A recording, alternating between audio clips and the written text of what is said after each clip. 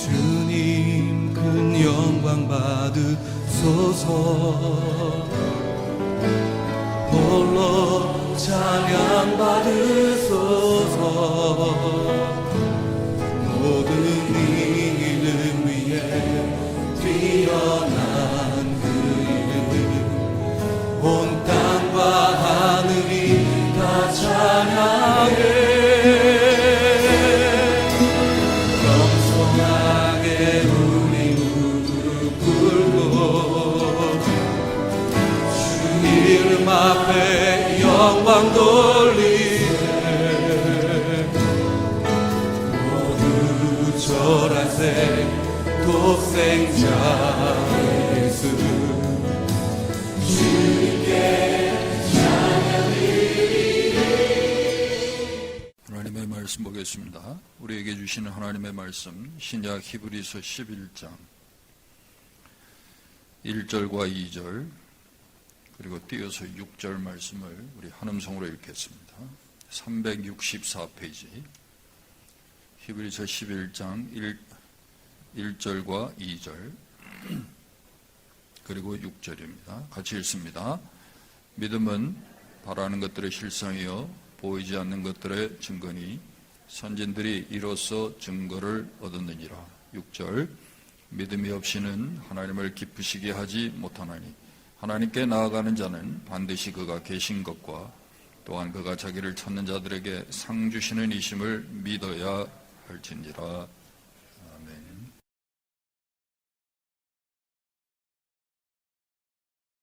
이스라엘 성지순례 갔다 오신 분들이 많이 있죠.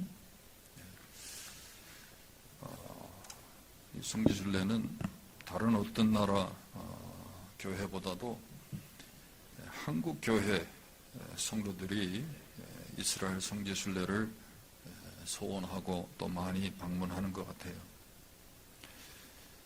근데 제가 다른 나라는 잘 모르겠는데 이 한국 교회 교인들이 성지순례 올 때요, 이 예루살렘 통곡의 벽에 가가지고 그 벽 틈 사이사이에 기도문을 꼽아놓고 그리고 기도를 하는 거예요.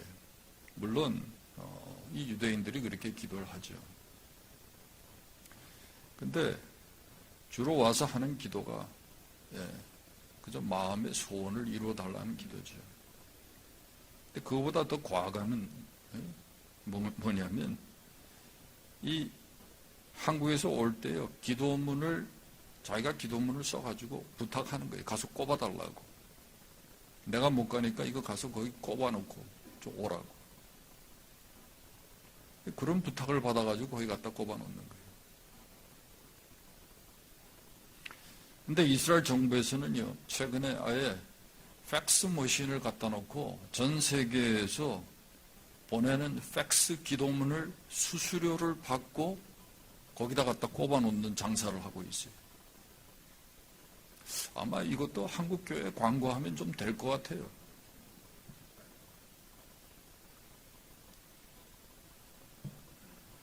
참 하여간 유대인들 돈 버는 머리는 기가 막혀요.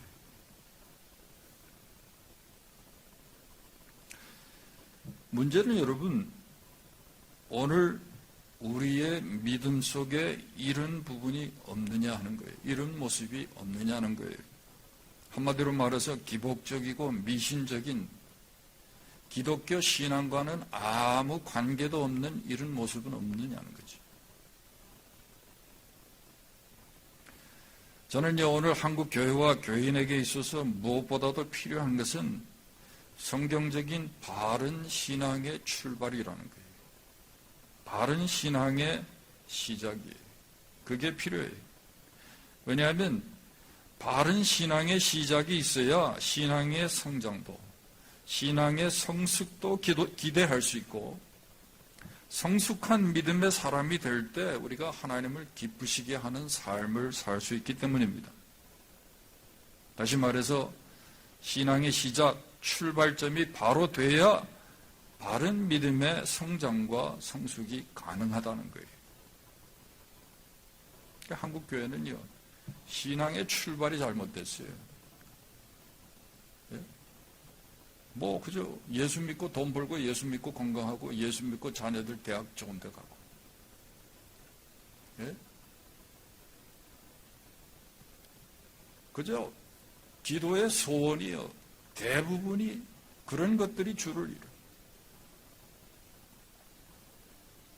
무엇이 문제입니까? 신앙의 출발이 잘못된 거예요.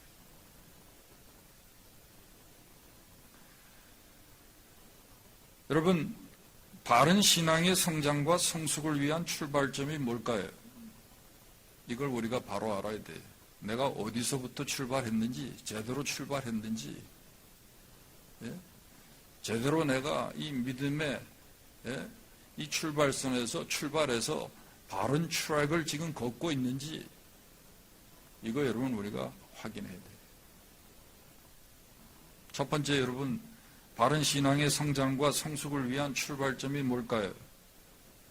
자신의 능력의 한계를 아는 것입니다. 내 자신의 능력의 한계를 아는, 그게 여러분 바른 신앙의 출발점이에요. 피조물인 우리는요, 능력의 한계가 있어요. 너무나 부족한 것이 많고 너무나 연약합니다. 여러분 보세요. 5분만 호흡을 중단해 보세요. 예? 죽거나 다 쓰러질 것입니다. 여러분, 우리는요, 다 할 수 있을 것 같아도 아무것도 할 수 없는 존재예요. 그게 나예요. 다들 내가 책임지고 하면 무엇이든지 할 수 있다고 생각하지만 그건 대부분이 착각입니다. 더구나 죄를 짓고 타락한 인간은요, 전적으로 부패했을 뿐만 아니라 선을 행할 능력이 전혀 없어요.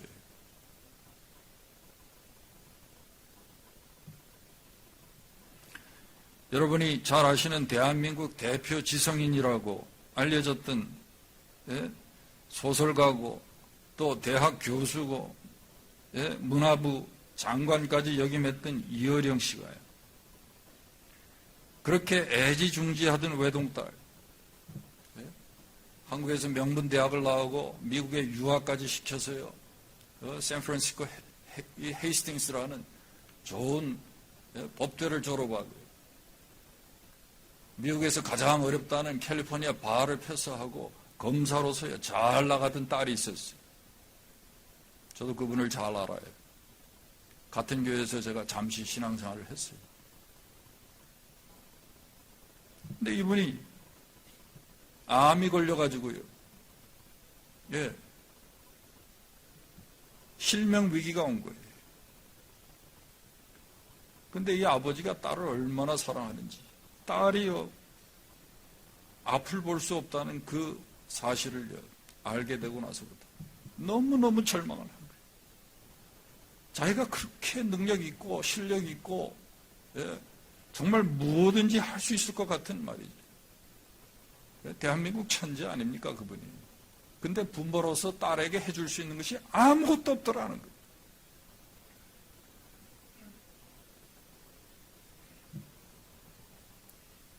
그 딸이 하루는 아버지 보고 이어령 씨에게 자기하고 교회만 한 번 다 가자. 한 번만 교회 가자. 그리고 따라가서 거기서 기도하면서 정말 하나님이 살아계시면 하나님 앞으로 내가 가지고 있는 모든 재능과 내 능력을 당신을 위해서 사용할 테니까 내 딸 제발 실명만 되지 않게 해달라. 그리고 기도했는데 딸이 난 거예요. 그러고 나서요 그분이 세례를 받았다는 거예요. 여러분 보세요. 우리가 부모로서 내 자식을 아무리 책임지고 보호한다고 하지만 사실 여러분 우리가 할 수 있는 게 아무것도 없어요. 우리 능력으로 해줄 수 있는 것이 없습니다, 여러분. 뭘 해줘요?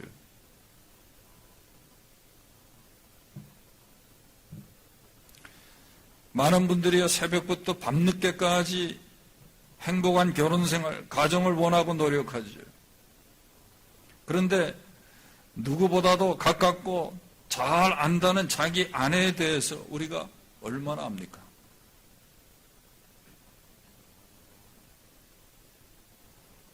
서울의 부자촌에 주부들을 대상으로 설문조사를 했는데 70%의 주부가 자기 이혼하고 싶다고 답했다는 거예요. 60%가 결혼 전으로 돌아간다면 지금 남편과는 결혼하지 않겠다고 답했다는 거예요. 그리고요, 25%가 다시 결혼 기회가 주어진다면 그저 계약 결혼하겠다. 그렇게 대답했다. 남편들은요, 아무것도 모르고 그저 행복한 가정을 꾸리기 위해서, 아내를 행복하기 위해서 그저 밤낮으로 일합니다. 수고합니다. 정말 다른 사람은 못 믿어도 내 배우자는 믿을 수 있다고 생각해요.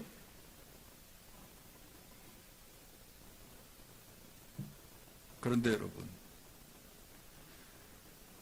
자기 아내도 믿을 수 없는 이런 상황에서요, 어떻게 가정의 행복을 지키고 누가 누구를 행복하게 합니까? 누가 행복한 가정을 만들 수 있다고 자신 있게 말할 수 있습니까? 그게 여러분 내가 하고 싶다고 해서 내 노력과 내 열심만으로 됩니까? 안 돼요. 사실 인간의 능력으로 다 될 것 같아도요, 정말 중요한 것은요, 하나도 할 수 없어요.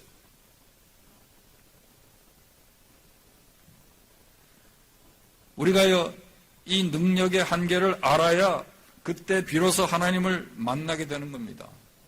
그래야 우리가 하나님을 의지하게 되는 거예요. 복음서에 보세요. 누가복음 5장에 보면 베드로가 언제 예수 그리스도를 인격적으로 만났습니까?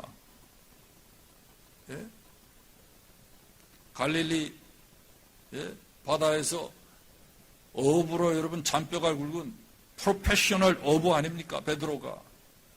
그가요, 자기 힘으로는 한 마리 고기도 잡을 수 없다는 사실을 깨달았을 때, 그때 예수 그리스도를 인격적으로 만난 거예요. 밤새 그물질을 했지만 한 마리 고기도 잡지 못해요. 그런데 예수님의 말씀대로 깊은 데로 가서 그물을 내리라 할 때 말씀에 순종해서 그물을 내렸더니 어떻게 돼요? 그물이 찢어질 정도로 고기가 잡혔어요. 자기 생각대로, 자기 실력대로, 자기 계획대로 해봤자 안 된다는 것을 깨달았을 때 비로소 그때 예수 그리스도를 만나는 거예요.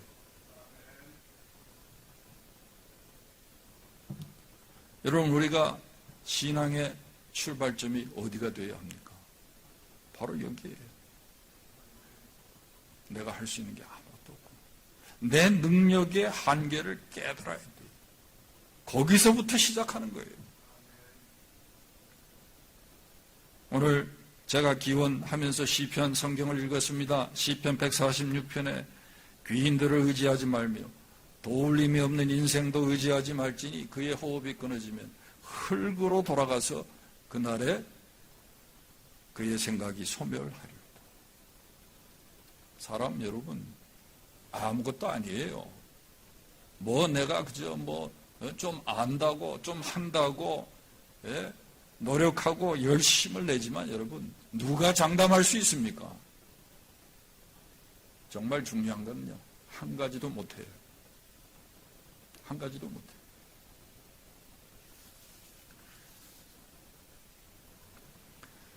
두 번째 우리가 생각해야 할 신앙의 출발점이 뭡니까? 누구나 다 여기서부터 출발해야 돼요. 그게 뭐냐면 자신의 생명의 유한함을 알아야 돼요. 무슨 말이에요? 사람들은요, 다 죽는다는 거예요. 나도 언젠가는 죽는다는 것을 아는 것입니다. 나이가 들었다고 먼저 죽는 것도 아니고요. 젊다고 여러분 늦게 죽는 것도 아니에요. 그런데 문제는 많은 사람들이 사는 모습을 보면 자기 자신은 죽지 않을 것처럼 생각하면서 살아요. 아니, 자기 자신만은 적어도 오래오래 살 것처럼 착각하고 살아요. 그렇습니까, 여러분? 여러분, 우리의 생명에는요, 정해진 날이 있어요. 생명이 유한해요. 어떤 교회 집사님의 그 회사에 젊은 직원이 결혼을 했습니다. 지방에서 결혼을 하고요. 피로연까지 다 마치고, 그리고 김포공항으로요, 신혼여행을 떠납니다. 해외로 신혼여행을. 요즘 한국에 몰디브니 뭐니 좋은 데 많이 가잖아요. 제주도 가는 것보다 싸대요. 근데 김포공항으로요, 신랑 신부가 그리고 친구들하고 같이 축하한다고, 배웅한다고 같이 가다가 고속도로에서 차 사고가 나가지고 다 죽었어요. 부모님들이 집에 도착하기도 전에, 피로연 장소에서 집에 도착하기도 전에 비보를 들은 거예요.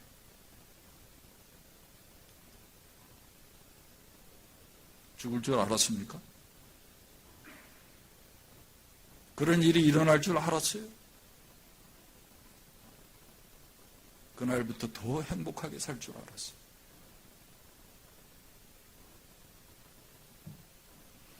창세기 4장 26절을 보세요. 셋도 아들을 낳고 그 이름을 에노스라 하였으며 그때의 사람들이 비로소 여호와의 이름을 불렀더라. 창조 이래 사람들이요 자발적으로 하나님을 찾은 적이 없었어요. 그런데 4장에 와서 에노스가 태어날 때 비로소 처음으로 여호와 하나님을 찾아요. 왜 그랬을까요? 대체 에노스가 누구이기에 왜 사람들이 비로소 여호와의 이름을 불렀을까요? 이 에노스라는 이름의 뜻이요, 죽을 수밖에 없는 존재라는 뜻이에요.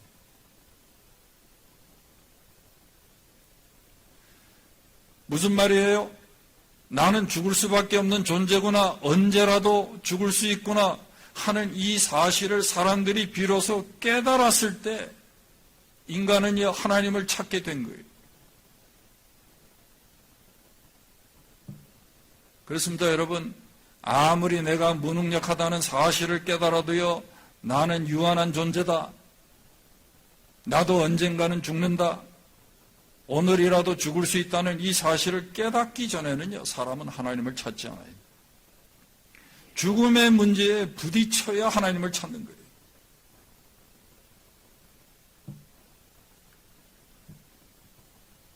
실제로 하나님의 능력을 체험하고도 믿지 않는 사람이 얼마나 많습니까? 그러므로 우리는요, 내 생명은 유한하다는 이 사실을 깨달아야 비로소 생명의 근원 되시는 하나님을 찾게 되는 거예요. 그리고요, 우리에게 생명을 주시는 그 하나님을 우리가 의지하고 살게 되는 겁니다. 그분을 믿게 되는 거예요.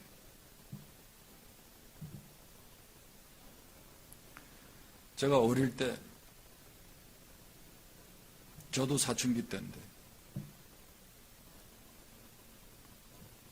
저희 교회가 그 달 동네에 있는 교회예요. 저희 아버님 심호하시던 교회. 사람들이 권고하죠, 사는 게. 제가 우리 친구 집에 가면 아무것도 없어요. 그저 냄비하고 숟가락, 젓가락 그거밖에 없더라고요. 살림이라는 게 아무것도 없더라고요.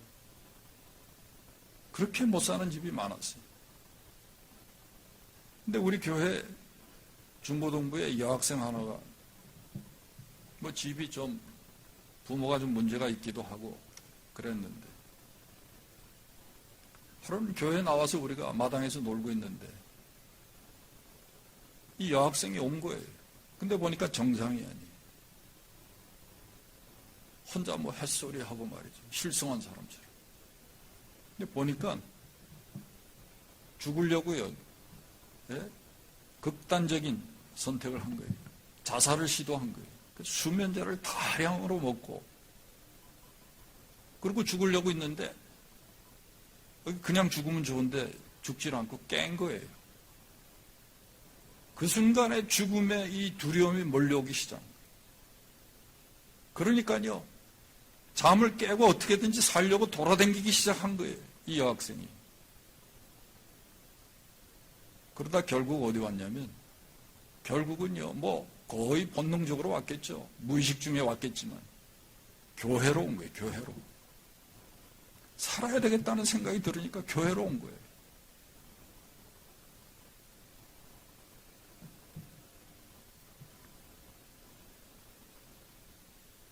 근데 물론 하나님이 살려주셨겠지만, 예? 그래도 제가 그 어린 나이에 그 여학생을 데리고 병원으로 갔어요. 가서 위를 세척하고요. 살렸어요.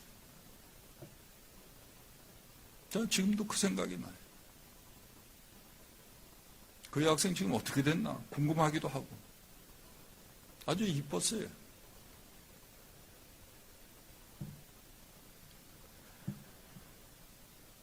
여러분, 인생은요, 죽음의 문제에 부딪혔을 때 비로소 주님을 만나게 되는 거예요.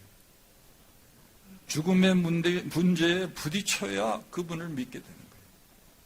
근데 문제는 여러분, 우리가요, 많은 경우에 보면 인생의 이 죽음의 절망을 경험하고도 하나님을 찾지 않는 경우가 있어요. 그런 사람들이 있어요. 여러분, 이거야말로 인생에서 가장 위험한 거예요. 죽음의 절망에 부딪혔는데도 하나님을 찾질 못해요. 정신을 어디다 놓고 다니는지 모르겠어요.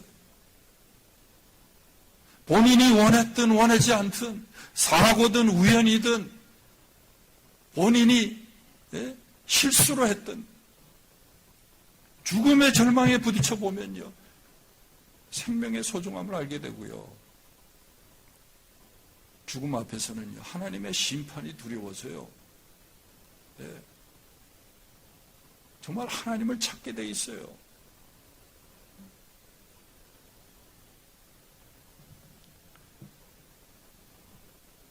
근데 여러분, 하나님이 우리에게 은혜를 주셔서 우리의 생명의 날의 유한함을 우리가 깨닫게 되면요, 그때 우리가 정말 바른 신앙의 출발을 하게 되는 거예요. 여러분, 그냥 어쩌다가 왔다 갔다 하다가, 그저 이 무슨 이 교제권이 좋아가지고 여러분 신앙생활 하거나, 여러분 그렇게 신앙생활 해서는 안 돼요. 이건 생명의 문제예요. 다른 거는 우리가 어떻게 할 수 있을지 몰라도 여러분, 생명의 문제는요, 내가 어떻게 할 수가 없는 거예요. 이 문제는요, 하나님께로 가야 해결되는 거예요. 예수님이 말씀하셨어요. 요한복음 11장 25절 26절에 나는 부활이요 생명이니 나를 믿는 자는 죽어도 살겠고 무릇 살아서 나를 믿는 자는 영원히 죽지 아니하리라. 여러분, 생명의 문제는요, 예수께 와야 해결되는 거예요. 생명의 구원은요, 그분만이 하실 수 있어요. 마지막 세 번째, 여러분, 우리의 신앙의 출발점이 어디가 되어야 됩니까? 내 자신이 죄인임을 알아야 돼요. 인간은요, 누구도 아무리 의롭다 할지라도 완전한 사람은 없습니다. 아니, 완전해질 수도 없고요. 모두가 다 본성적으로 철저히 죄인이에요. 로마서 3장 10절이 말씀하지요. 의인은 없나니 하나도 없으며 23절에 모든 사람이 죄를 범하였으며 하나님의 영광에 이르지 못하더니. 구약 이사야 64장 6절도 대저 우리는 다 부정한 자 같아서 우리의 의인은 다 더러운 옷 같다 그랬어요. 미국의 유명한 흑인 토니 캄팔로 목사가요, 이런 말을 했어요. 모든 인간은 죽을 때 자기가 다 못다 이룬 업적을 후회하면서 죽지 않는다. 바르게 살지 못한 것을 후회하면서 죽는다. 모르겠어요. 죽으면서 자기가 하고 싶은 거 못해가지고 그걸 후회하면서 죽는 사람이 있는지 모르겠어요. 근데 캄폴로 목사는요, 자기가 이루지 못한 업적을 후회하면서 죽지 않는다는 거예요. 바르게 살지 못한 것을 후회하면서 죽는다는 거예요. 여러분 한번 구글링 해보세요. 사람이 죽으면서 후회하는 게 뭔가? 저는 이 말이 맞는 것 같아요.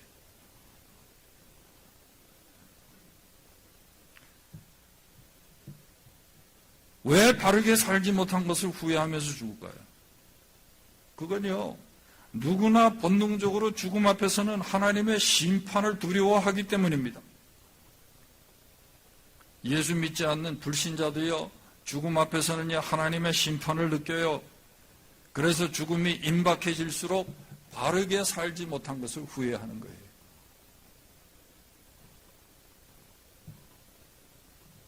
지금은 은퇴하셨지만 주님의 교회를 설립해서 목회하시고 또 기독교 100주년 기념교회를 목회하셨던 이재철 목사님, 그 어머니 권사님이요. 돌아가시기 전에 병상에서 이런 말씀을 하셨대요. 해는 서산에 넘어갈 때 붉게 빛나고 사람은 죽을 때 마음이 착해진다는데 행여라도 내가 악한 생각을 품고 있을 때 주님께서 부르시면 어떻게 주님을 만나지? 죽음을 앞에 두고 병상에서요. 평생을 신앙생활 하셨던 그 경건한 어머니도 그런 말씀을 하시죠. 행여라도 내가 악한 생각을 품고 있을 때 주님 부르시면 어떡해?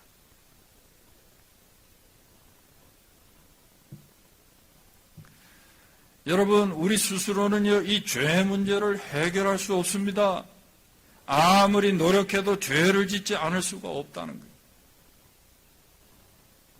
누가 우리를 죄책으로부터 자유할 수 있게 합니까? 예레미야 13장 23절이 이렇게 말씀하잖아요. 구수인이 그의 피부를 표범이 그 반점을 변할 수 있느냐? 할 수 있을진데 악에 익숙한 너희도 선을 행할 수 있으리라.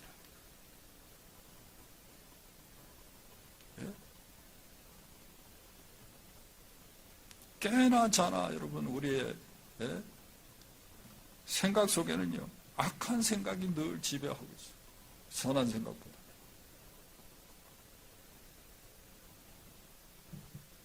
뭐 다른 거 우리가 확인할 거 있어요? 늘 이기적이잖아요. 자기중심적이죠. 거룩하신 하나님 앞에는 죄 가지고 갈 수 없는데 누구도 주님 앞에 설 수 없는데 여러분 어떻게 하면 죄 문제를 우리가 해결할 수 있습니까? 죄인은요 절대로 천국에 들어갈 수가 없어요. 영원한 지옥 형벌을 피할 수가 없어요. 그럼 어떻게 하면 좋아? 바울도 그래서 탄식하면서 이렇게 고백하지 않습니까? 로마서 7장 24절에 오호라 나는 곤고한 자로다. 누가 이 사망의 몸에서 누가 나를 건져내려. 여러분 이 죄 문제를요 가지고 여러분 우리는 탄식할 수밖에 없는 존재예요. 예? 감사한 거는요 단 하나의 해결책이 있는 거예요. 단 하나의 길이 있는 거예요. 이게 복음이에요. 우리는 이 복음을 들었어요. 그래서 이 문제를, 죄 문제를 우리가 해결받았어요. 그게 뭡니까? 로마서 8장 1절, 2절이에요. 한번 찾아보세요. 로마서 8장.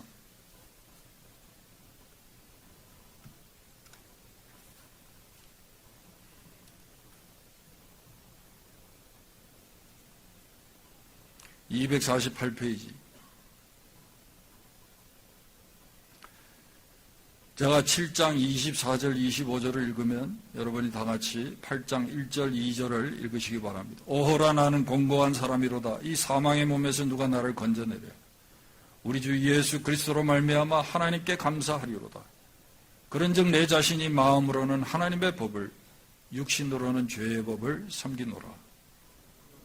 그러므로 이제 그리스도 예수 안에 있는 자에게는 결코 정죄함이 없나니 이는 그리스도 예수 안에 있는 생명의 성령의 법이 죄와 사망의 법에서 너를 해방하였습니다.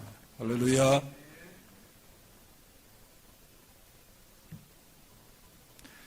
그렇습니다, 여러분. 내 자신이 의롭다고 생각하는 사람은요, 절대로 하나님을 찾지 않습니다. 그리고 자신의 죄 문제에 대해 절망해 보지 않은 사람도요, 예수 그리스도를 필요로 하지 않아요. 예? 그죠? 예수 믿는 사람들이 주여, 주여 그러고 예수, 예수 그러면 우습죠? 그런 사람들은. 예?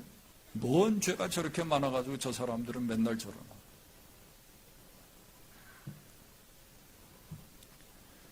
그러나 자신이 죄인임을 깨닫는 자는 예수 그리스도가 정말 자신을 죄에 의해서 구원할 자로 믿어요. 그를 구주와 주로 영접해요.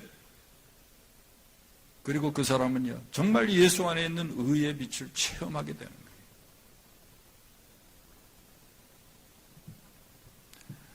베드로를 보세요.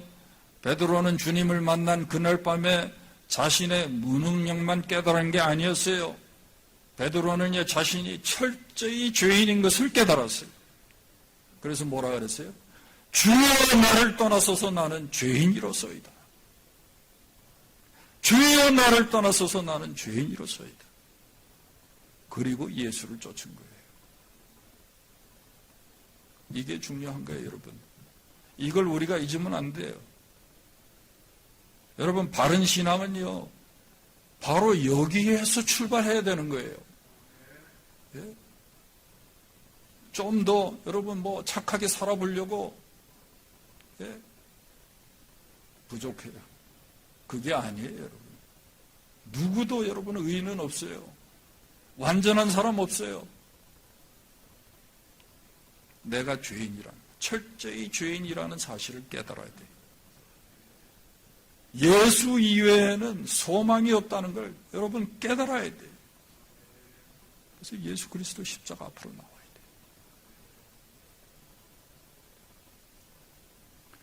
신앙생활 여러분, 우리가 이렇게 출발해야 돼요. 여러분, 여러분의 신앙생활에 아직도 이런 신앙적 결단과 경험이 없으세요? 다시 출발하셔야 돼요. 다시 출발하셔야 돼요. 예? 여러분, 비행기 공항에 여러분 타려고 갔다가 게이트 잘못 여러분 들어가 보세요. LA로 가야 되는데 저기 라스베가스로 가고 그렇게 되는 거예요. 신앙의 출발점이에요. 바로 돼야 돼요. 철저히 내 능력의 한계를 알아요. 내 생명의 유한함을 알아야 돼요.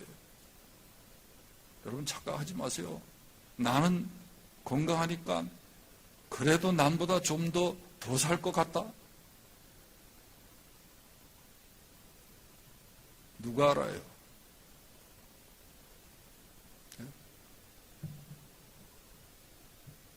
누가 압니까?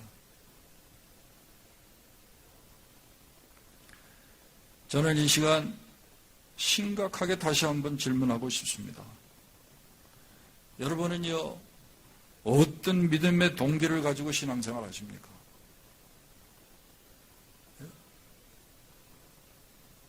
여러분은 어떤 신앙의 여러분 출발점을 해서 여러분 시작하셨어요? 여러분의 신앙의 출발점은 뭡니까? 적어도 이 세 가지 중에 한 가지라 해야 돼요. 세 가지면 더 좋고요. 그렇지 않고 이민생활 하면서 고달프고 위로나 받고 좋은 교제권 있고 그저 비즈니스도 서로 도와가며 하고 다시 시작하셔야 돼요. 왜 이민교회가 이 모양인지 압니까? 왜 한국교회가 이렇게 문제가 많은지 압니까? 신앙의 출발선이 잘못됐어요.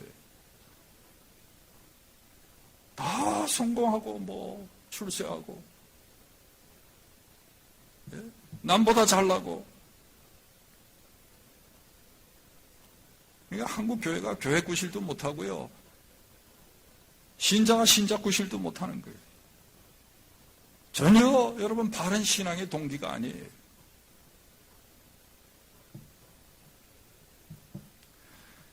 여러분, 이렇게 신앙의 삶을 출발하면요, 절대로 그리스도를 닮아가는 성숙한 수준에 이를 수가 없어요. 그는요, 절대로 하나님을 기쁘시게 할 수도 없고 그리스도 안에 있는 평강과 은혜도 누릴 수가 없어요. 물론 목회자의 잘못, 한국교회 이런 구조적인 잘못, 이런 건 많이 있죠. 똑같아요, 목회자들. 출발점이 잘못돼요. 한동안 여러분, 목사가 여러분 얼마나 인기가 좋았습니까? 명문여대 가가지고 설문조사를 하니까 대형교회 부목사가 신랑감 넘버1이었어요.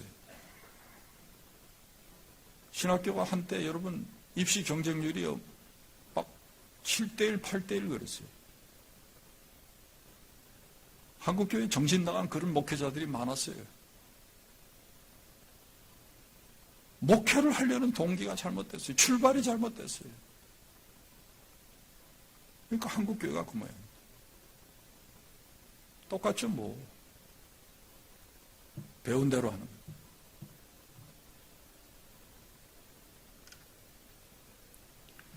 저는요, 우리 모두가 바른 신앙의 출발을 할 수 있기를 바랍니다. 잘못했습니까? 다시 하면 돼요. 네. 다시 해야죠.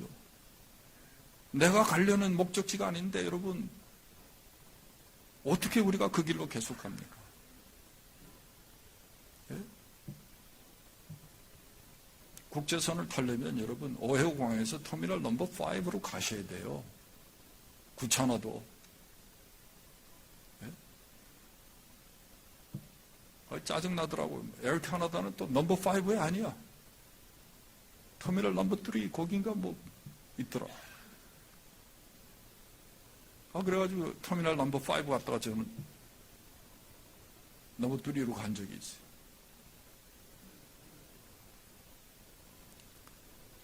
출발선이 바로 돼야 돼요. 왜 믿어야 하는지, 왜 예수가 꼭 필요한지 확실히 알고 우리가 믿어야 돼요. 잘 먹고 잘 살려면 여러분 굳이 예수 믿을 필요 없습니다, 여러분. 왜? 예수 믿으면 환난과 핍박이 많다 그랬거든요. 피곤해. 꼭 이 길 말고도 여러분, 세상에서 잘 먹고 잘 사는 방법은요, 또 있어요, 여러분. 근데 여러분, 왜 꼭 예수로 해야 됩니까? 그분만이 우리의 생명의 문제를 해결할 수 있어요. 그분이 우리의 죄 문제를 해결할 수 있어요. 그분이 해결하셨어요. 그래서 예수가 필요한 거예요. 네? 이거 아니면요, 굳이 이렇게 전염병 돈다 그러고 살기 힘들어진다 그러고 그러는데 굳이 모여서 여러분 우리가 이렇게 난리칠 필요 없습니다. 대충 하고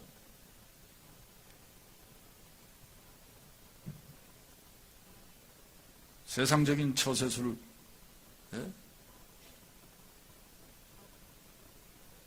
사용하면서 여러분 얼마든지 우리 잘 먹고 잘 살 수 있어요. 중요한 건요, 정말 우리가 신자답게 살아야 한다는 거예요. 그리고 정말 우리가 후회하지 않는 풍성한 삶을, 그런 인생을 우리가 살아야 한다는 거죠. 가장 중요한 거예요. 여러분, 생명의 구원을 받아야죠. 영원한 지옥 형벌을 우리가 받아서 되겠습니까?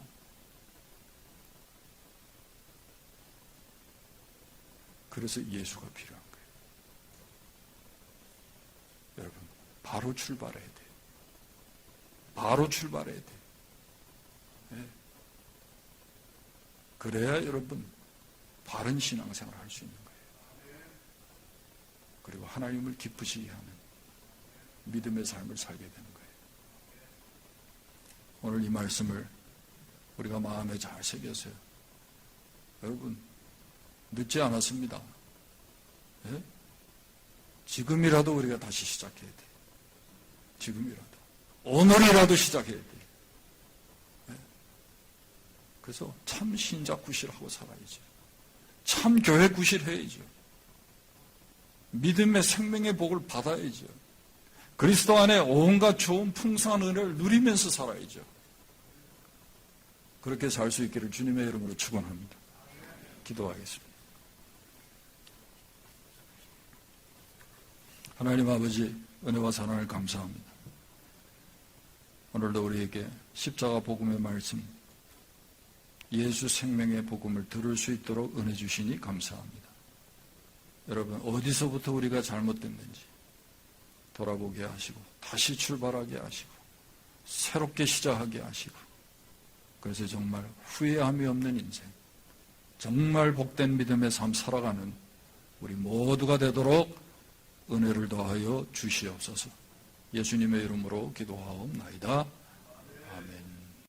그러므로 그리스도 예수 안에 있는 자에게 결코 정죄함이 없나니 이는 그리스도 예수 안에 있는 생명의 성령의 법이 죄와 사망의 법에서 너를 해방하였습니다.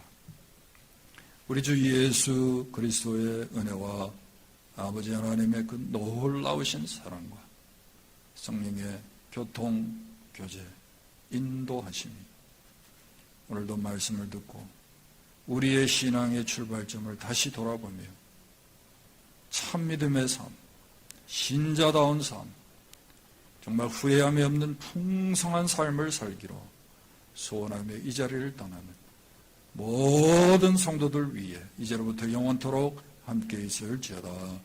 아멘.